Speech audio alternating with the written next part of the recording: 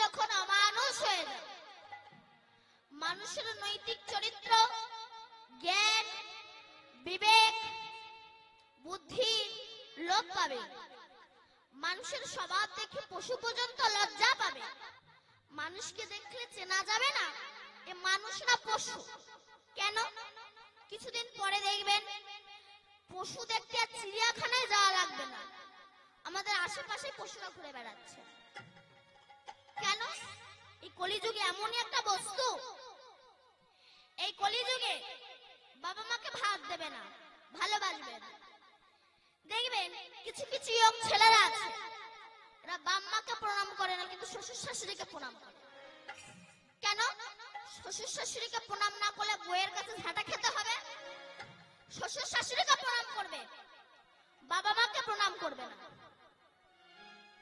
Cigarette খেয়ে গুরুজনদের সামনে ধোঁয়া ছড়িয়ে দেবে। মদ খেয়ে এসে বাবাকে ধরে পেটাবে। শ্বশুরকুল সম্মান পাবে, কিন্তু পিতৃকুল সম্মান পাবে না। কেন? এই কলির এত প্রভাব।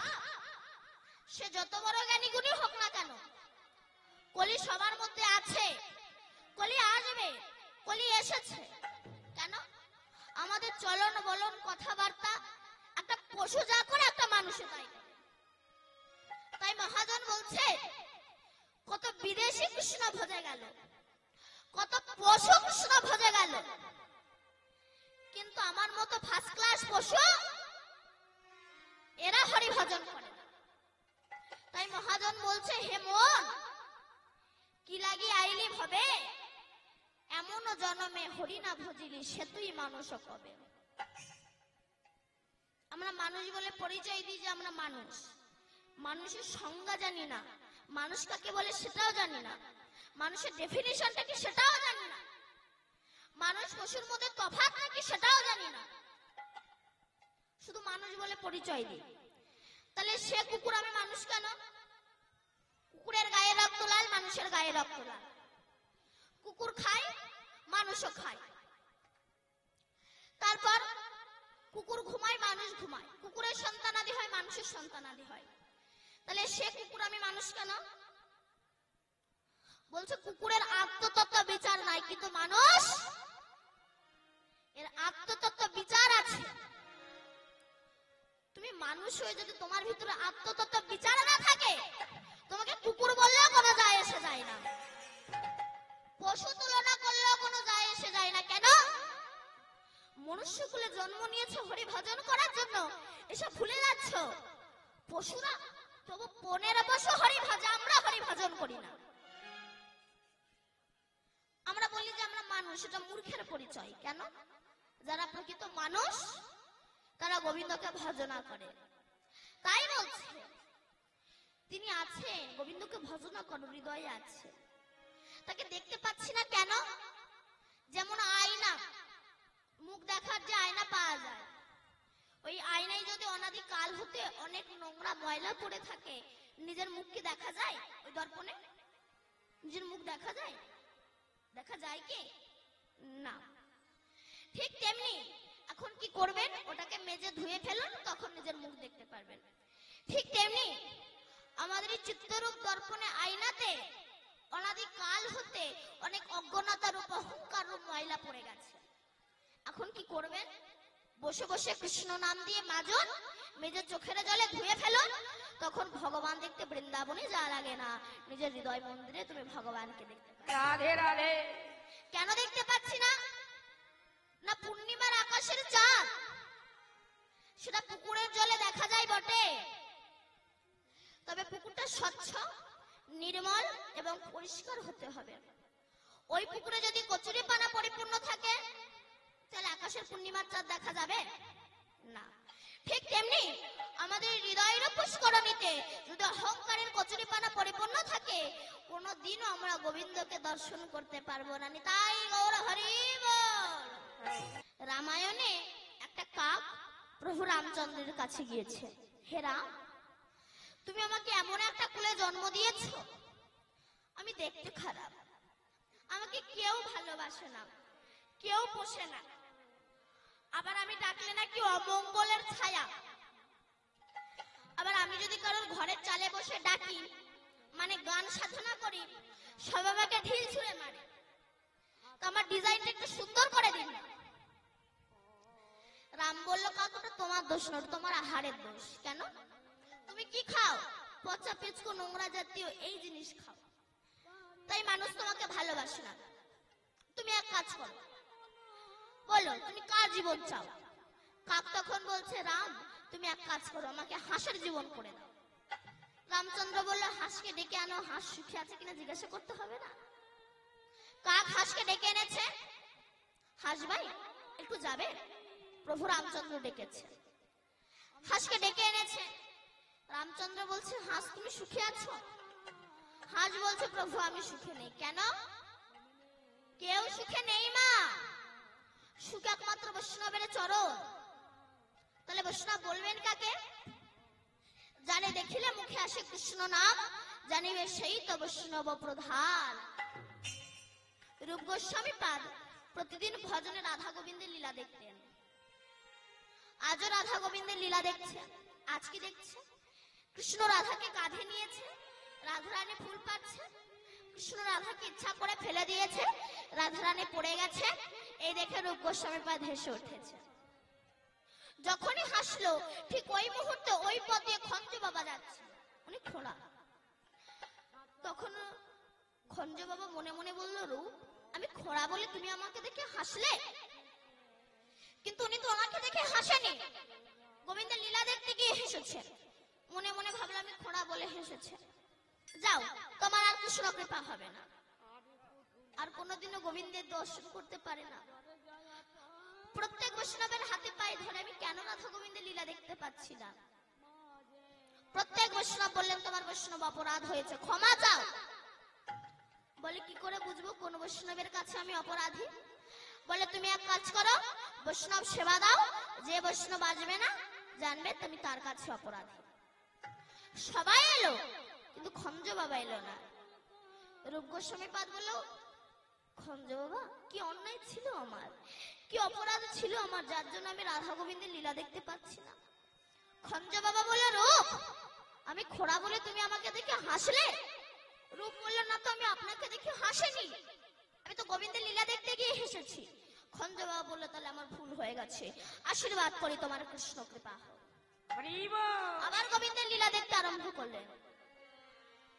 এই যে অলক্ষ্যে যে অপরাধগুলো হয় না, তুমি রাধা গোবিন্দের নামে নিন্দা করলে কি পৃথিবী থেকে রাধা গোবিন্দের নাম কমে যাবে? ঘরে ঘরে গ্যাস্ট্রিক রোগী ঘিয়ের দাম কি কমে যাচ্ছে? সুগারের ব্যক্তি যদি রসগোল্লা না খায়, মিষ্টির দোকান বন্ধ হবে না। কানা যদি আয়না না কেনে, আয়না কোম্পানি বন্ধ হবে না। গ্যাস্ট্রিক রোগী যদি ঘি না খায়, ঘিয়ের দাম কমবে না। সুগারের ব্যক্তি যদি রসগোল্লা না খায়, মিষ্টির দোকান বন্ধ হবে না। ঠিক তেমনি চরিত্রহীন যদি কৃষ্ণ নাম না করে, বৈষ্ণব মালা তিলক দেশে বন্ধ হবে না। তাই গৌর হরি বল, হরি নাম একবার বলো না, কৃষ্ণ নাম একবার বলো না, এই হরি নাম জপয় অভিরাম, হরি নাম জীবনের সাধনা।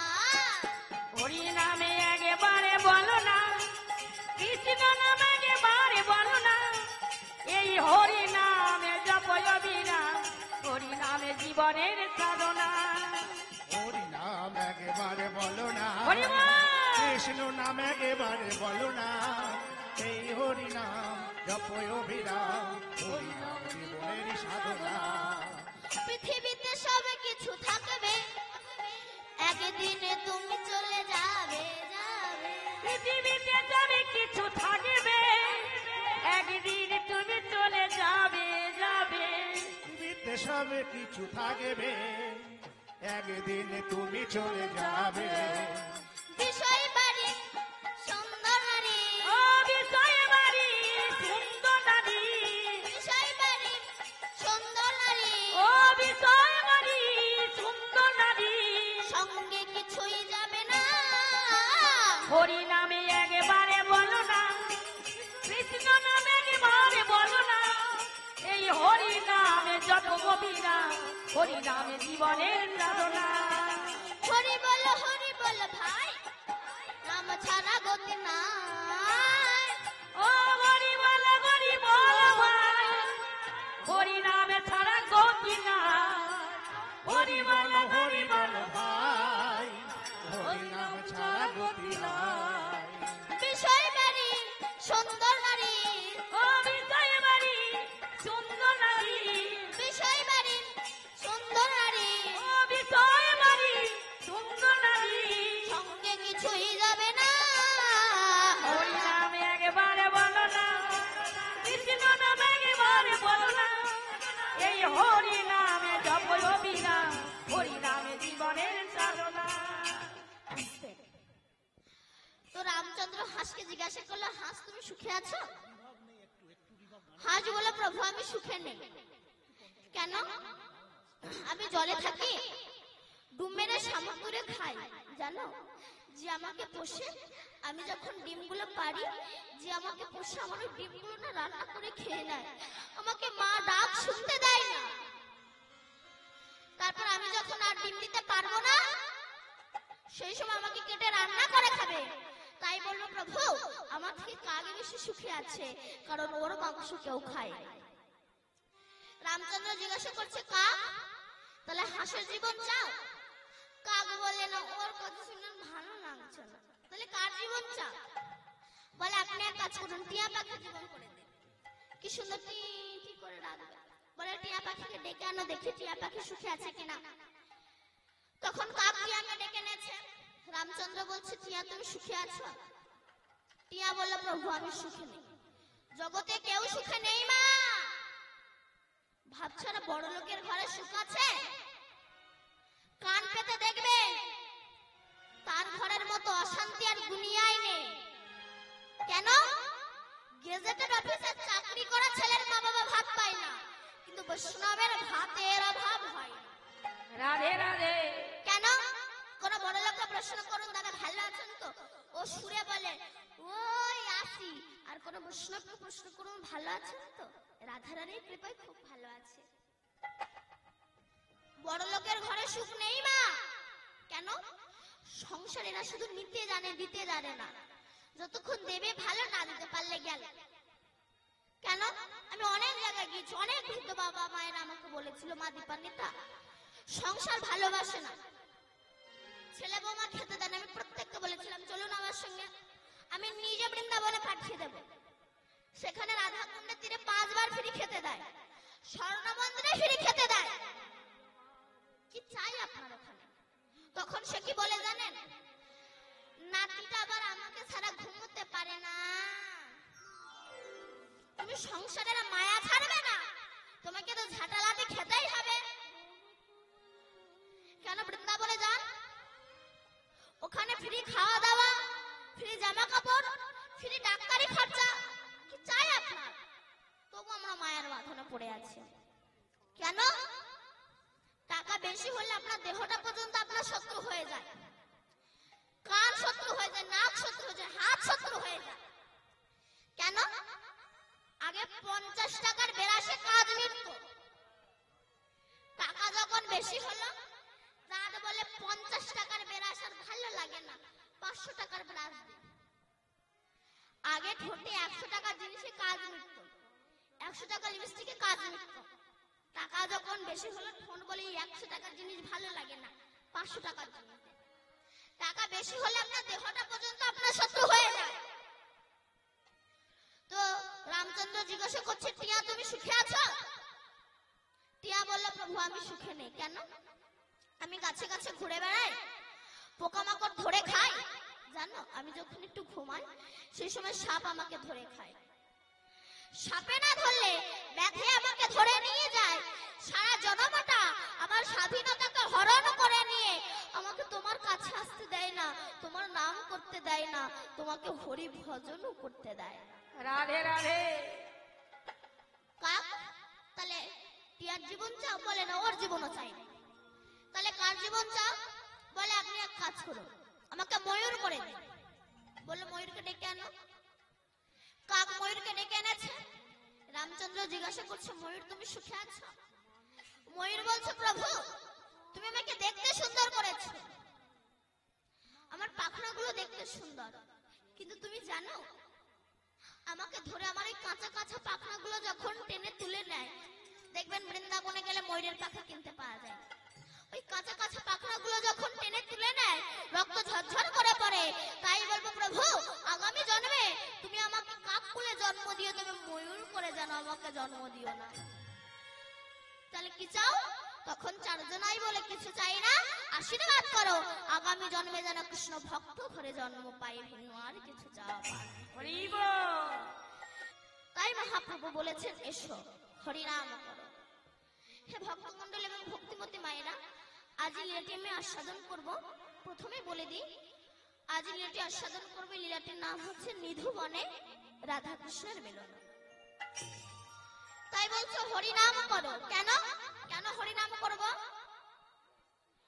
বলছে চেত দর্পণ মার্জনম ভাব মহাদাবাগ্নি নির্বাপনম সেও কৈরাব চন্দ্রিকা বিতরণ বিদ্যা বৌধু জীবনম আনন্দ বুদ্ধি বর্ধনম প্রতিপদম পুণ্যামৃত সদন সর্বাত্মস্পয়নং বিজয়তে শ্রীকৃষ্ণ চৈতন্য হরিনাম সংকীর্তন। হরি বল।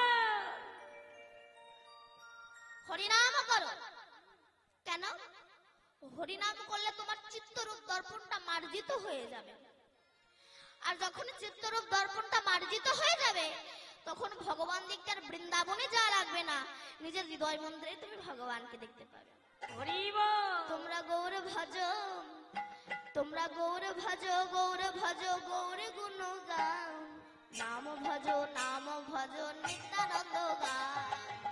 গৌর ভজ গৌর ভজ গৌরী গুণনা, নাম ভজ নাম ভজ নিত্যানন্দ নাম। তোমরা গৌরে ভজ, তোমরা গৌরে ভজ, গৌরে ভজ, গৌরে গুণধাম, নাম ভজ, নাম ভজ, নিত্যানন্দ নাম।